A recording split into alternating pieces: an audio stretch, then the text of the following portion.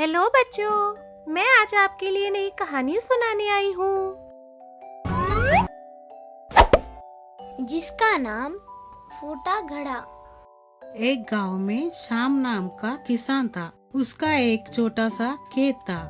उसके पास 2 मिट्टी के घड़े थे, जिसे वह रोज अपने घर के लिए पानी लेकर आता था।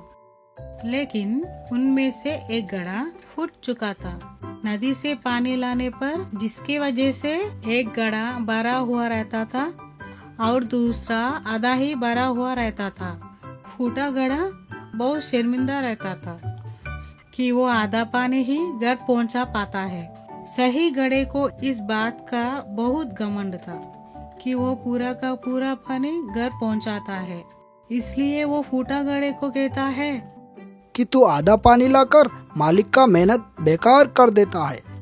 ये सुनकर फूटे घड़े को बहुत दुखी होता है। इस तरह दोनों घड़ों के बातें सुनकर श्याम फूटे घड़े को कहता है, तुम सिर्फ अपनी बुराई देख रहे हो, पर मैं शुरू से ही उस बुराई के साथ छिपी अच्छाई को भी देख रहा हूँ।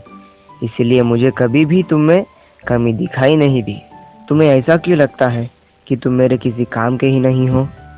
जाने अनजाने में तुमने मेरी बहुत मदद की है। पर वो कैसे? हर रोज जब हम नदी से घर वापस आते हैं तो तुम्हारा आधा पानी उस जमीन पर गिरता है, जिससे वहाँ फूलों को उगने में मदद मिलता है। तो तुम कैसे कह सकते हो कि तुम मेरे किसी काम के ही नहीं हो? इन सब में आपकी मदद कैसे हुई?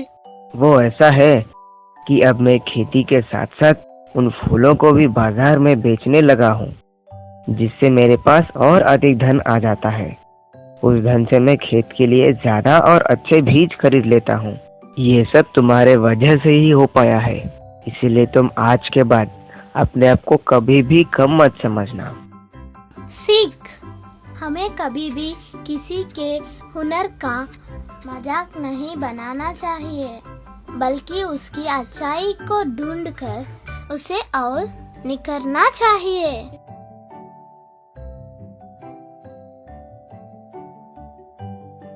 दोस्तों, ऐसे ही प्यारी प्यारी कहानी देखने के लिए हमारे चैनल को सब्सक्राइब करिए।